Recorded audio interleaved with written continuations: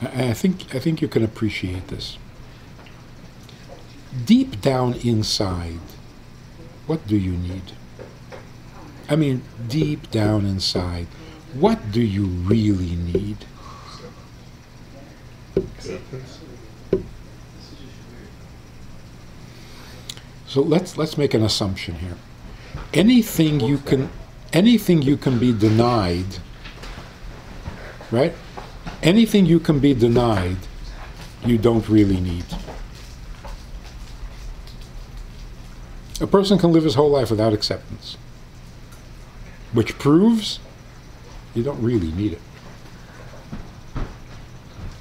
You feel like deprived from what most people take for granted, so you just like can't come to terms with it. You're just gonna be like fighting with yourself. Like, I want this thing. Look at everyone else, and then they have it. Well, like, Just I'm gonna not never saying- gonna. You can want it. The question is, do you really, really need it? Well, no one else in the room really needs it, but they have it. So why am I? acceptance like could be from yourself as well. Like, I'm not saying that I need necessarily your validation. I need to feel like I'm doing something right.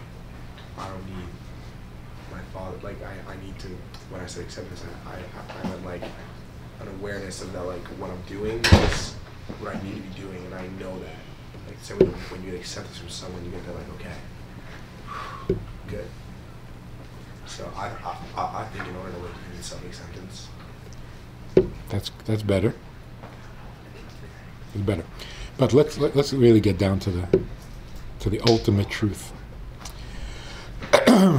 Deep down inside, if you go deep enough, deep down inside, you don't need anything.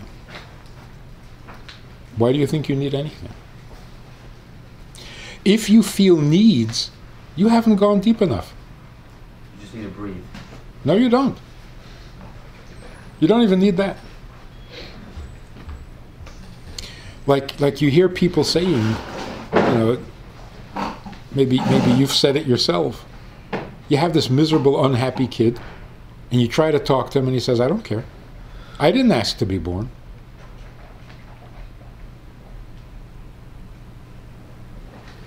Which sounds a little suicidal. I don't care about life. I didn't ask to be born. I'm not happy that I was born.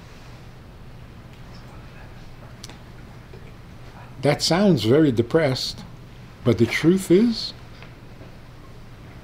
that's normal. He's right. We did not ask to be born. We didn't need to be born. In fact, we resisted it. So what do I need? Hey, I don't need anything. Sure, I was born with a bunch of needs.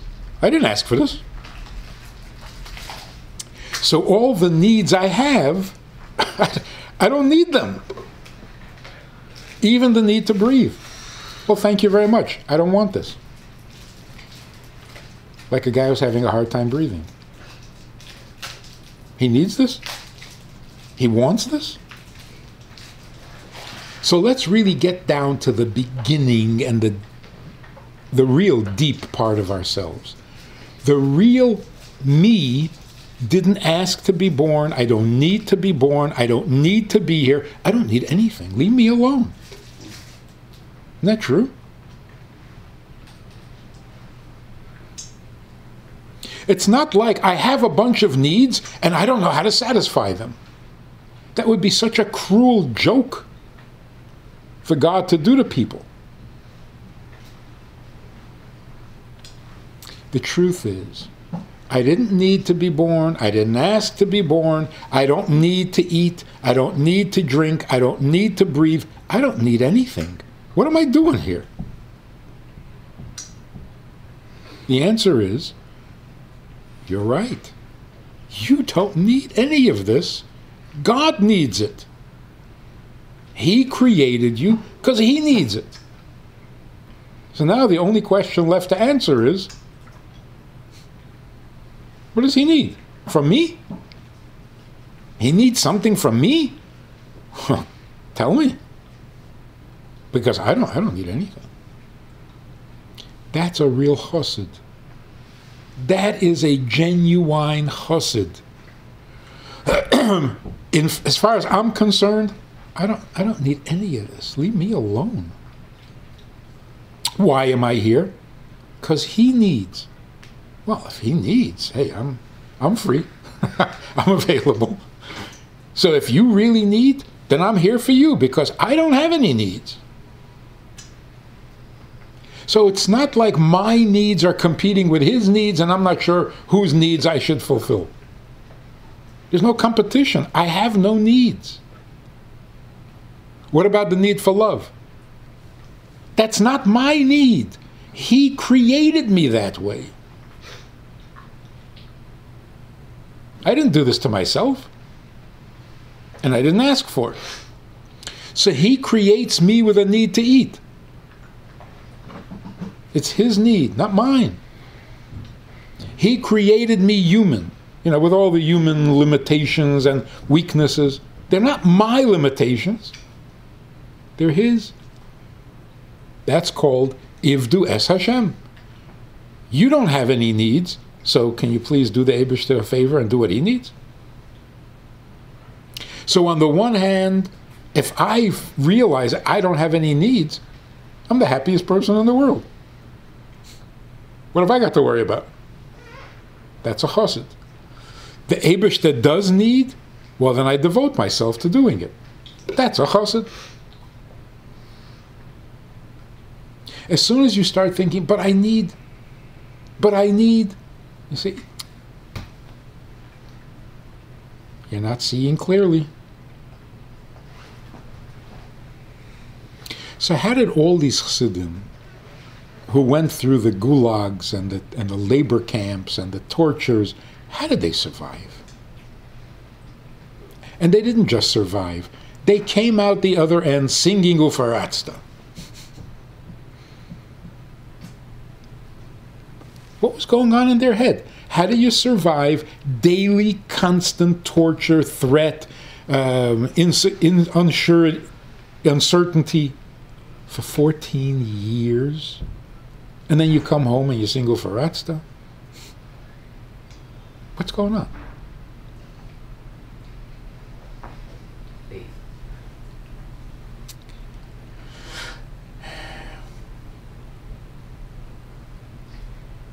When they started to feel like, I don't like this. What did I do to deserve this? That's it. They're finished. They would never survive. But a chassid doesn't think like that. It has nothing to do with my deserving or not deserving. The Eibishter needs me here in Siberia for some reason. So what can I do for the Eibishter in Siberia?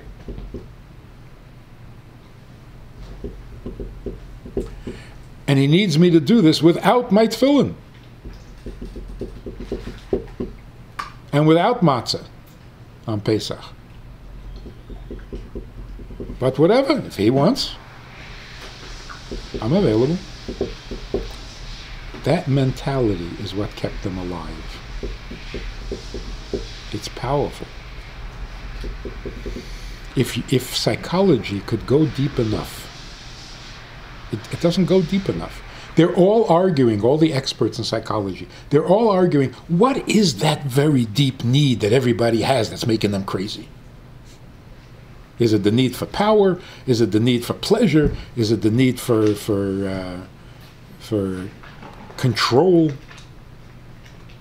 And they argue it and debate it forever. They're all wrong. Go just a little deeper,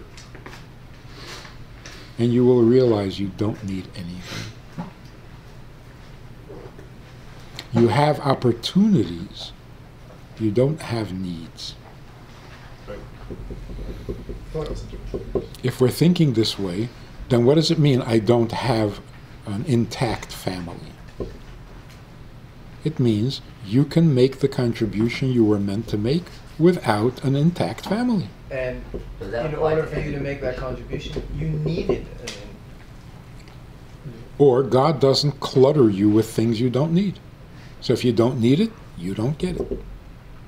How do you recognize an opportunity that you were given, right? Because now you're saying you're empowered to do more because you've been placed in a situation, like how do you know that because my mother is like this or my father's like this, that it's my, you know, it's my responsibility to step up and be that. Maybe it's not. Maybe it's your responsibility to be a better brother, or to, you know. In other words, what is the reason for your existence? With a mother, without a mother, what is? In the context of a family, not like. Whatever opportunities you see, you go for it. Yeah, regardless of if it's appropriate or anything like. No, opportunity means it's appropriate. Okay. Opportunity for life, not for destruction. Yeah. So if you find yourself being a better brother, that's great. Nothing wrong with that.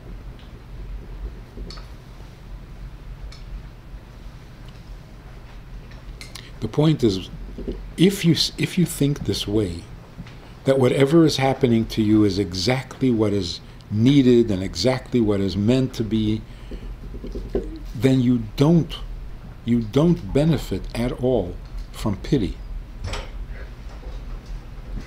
You don't need pity. That could just be like a state of mind. It doesn't necessarily like prove. It's not evidence that that's the case. It just shows that if someone, just like if someone believes in God, then he'll live a more peaceful life. But it doesn't prove that there's a God.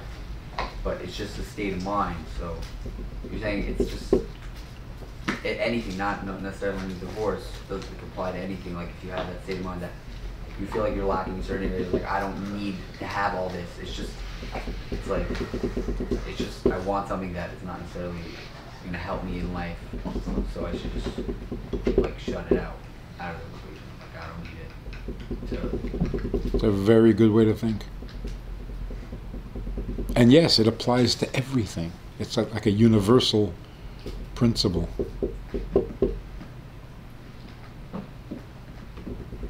It's just like a way to cope, right? Not necessarily. I mean, you're right, it doesn't prove anything. But we're not trying to prove. We're trying to find a way to make the most out of life. If you want proof, that's a different subject. We can, talk philosophy.